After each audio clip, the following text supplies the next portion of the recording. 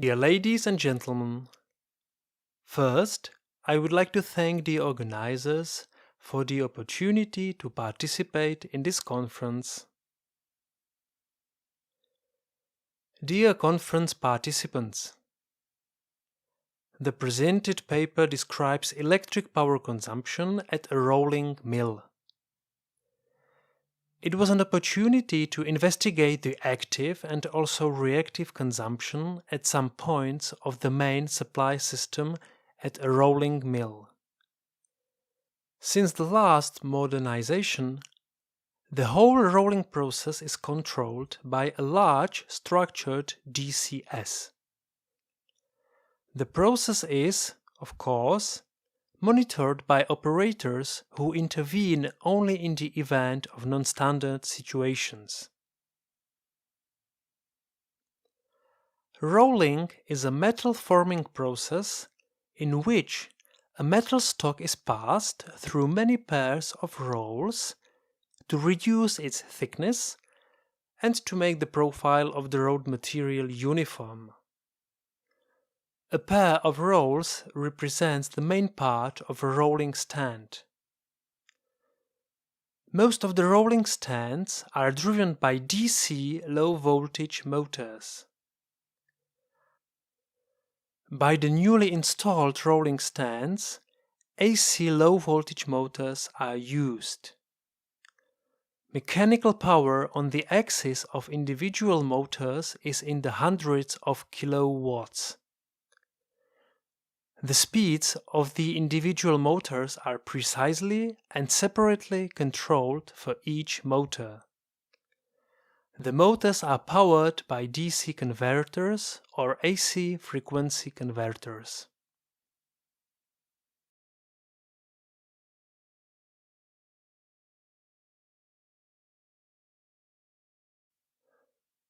The whole factory is connected to the public grid at 110 kV level. The power is transformed in the transformer T2 to the 22 kV level. Two rolling mills are powered from this transformer. The investigated rolling mill is powered by the transformer TP2 connected to the secondary winding of the transformer T2 on the medium voltage level of 6 kV. The following points were selected for the measurement of the consumptions. Point marked 1 at the main inlet of the rolling mill from the transformer TP2. Point marked 3 at the cable going to the substation R5. The access to this substation was not permitted. Point marked 4. A medium voltage feeder to the synchronous condenser. Point marked 2 means the terminals, where all the three converted, from the 6 kV level, voltages are accessible. These common terminals were used for all the described consumption measurements.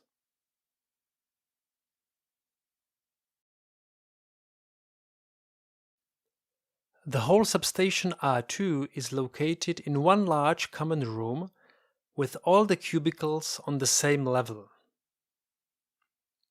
Here, I would like to mention two in principle different units that perform almost the same function. They both serve to compensate the reactive consumption. The former unit, installed at the beginning of the rolling mill, is the synchronous condenser. Since the beginning of the operation of the rolling mill, its main function has been the compensation of the undesirable reactive consumption. This large electric machine has been running for decades and is still carefully maintained in reliable operation. As it turned out during the evaluation of the measured data, its compensation ability is not sufficiently used. The latter unit is the filter compensation unit based on the two sets of the serial resonant filters. The total capacitive consumption is about 6 megavolt amps reactive.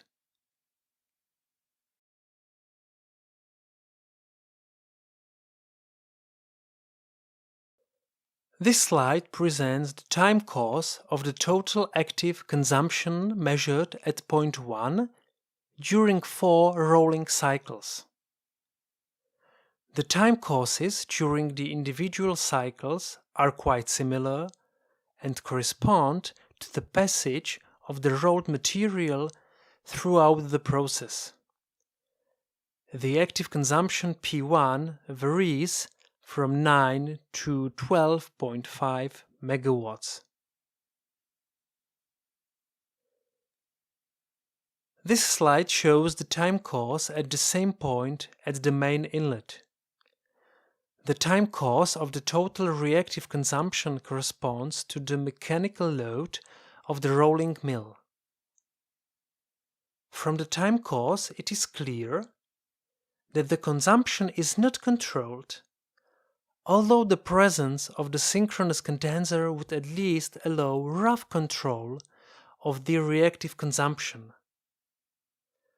This is the key finding that will be discussed in more detail at the end of the presentation.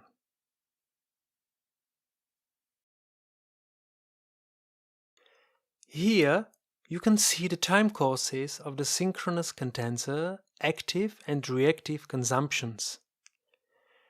The active consumption is almost 80 kilowatts. This consumption is irreversibly lost as useless heat.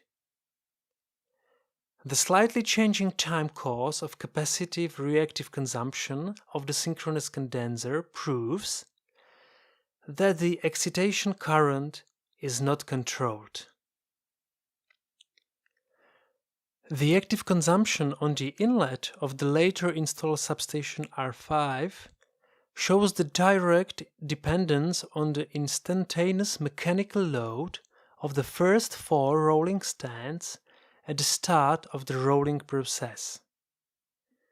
At times when active consumption is at the level of 1 megawatt, these 4 rolling stands run idle. The filter compensation unit is a part of the substation R5. Its capacitive reactive consumption significantly exceeds the reactive consumption of here-powered drives. As a whole, the substation R5 is significantly overcompensated. The presented courses show that the control of reactive consumption is not given the necessary attention at the rolling mill. On the left, you can see the time course of the reactive consumption of the rolling mill again. The areas where the rolling mill is unnecessarily overcompensated are marked in red. On the right, I recall the uncontrolled time course of reactive consumption of the synchronous condenser.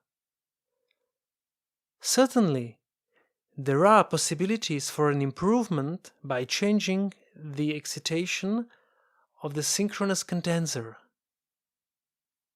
Another option would be to turn off the synchronous condenser and thus achieve the annual saving of approximately 650 megawatt hours. These options will be the subject of further detailed investigation. Thank you for your kind attention.